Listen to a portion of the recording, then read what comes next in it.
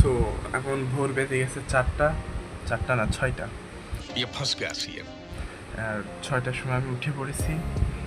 6টার সময় না উঠেও পারলাম না, কারণ যে লেভেলের চাপ আমার প্রতি যাচ্ছে। মানে সপ্তাহখানিক হয়েছে ঢাকা এসে আমার মানিয়ে নিতে একটু কষ্ট হচ্ছে। মূলত প্রথমে এক সপ্তাহ কারোরই মুখের ভাষা বুঝতে পারছিলাম না, একটু মনোযোগ দিয়ে শুনতে হচ্ছিল। আর এদের মুখের ভাষার যে টান আমার ঝিনাইদার ভাষার সাথে কোনো মিল নাই, অ্যান্ড একটু বুঝতে একটু কষ্ট হচ্ছে।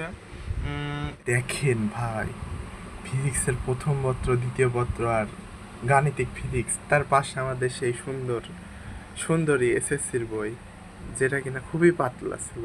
ফিজিক্স 9-10-এর যে পদার্থবিজ্ঞান বইটা রয়েছে ওইটারে খুবই কঠিন মনে হতো, যে কি কঠিন জিনিসপাতি দিয়ে রেখেছে। এখন জিনিসপাতি আমার তখন কঠিন মনে হতো, এখন একাদশ শ্রেণীতে উঠে বুঝতে পারছি যে 9-10-এর বই কিছুই না। মূলত তো 300 পৃষ্ঠার একটা বই 300-400 পৃষ্ঠা হবে হয়তো, কিন্তু একাদশ শ্রেণীর বই ভাই 2000 পৃষ্ঠা।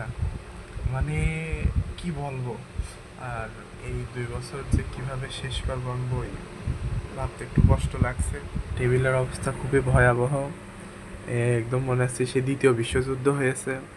অবস্থা খুবই খারাপ, বাট ধারাবাহিকতা বজায় থাকলে হয়তো হয়ে যাবে। অনেকে নাকি 1 বছরেও শেষ করে। এখন সেই টার্গেট নিয়ে পড়া উচিত সকলের, কারণ একটা 1 বছরের টার্গেট নিয়ে পড়লে হয়তো 1.5 বছরে শেষ হবেই। টার্গেট বা 2 বছর টার্গেট নিয়ে পড়লে হয় এইচএসসি পরীক্ষার আগের দিনও কিছুই শেষ হবে না।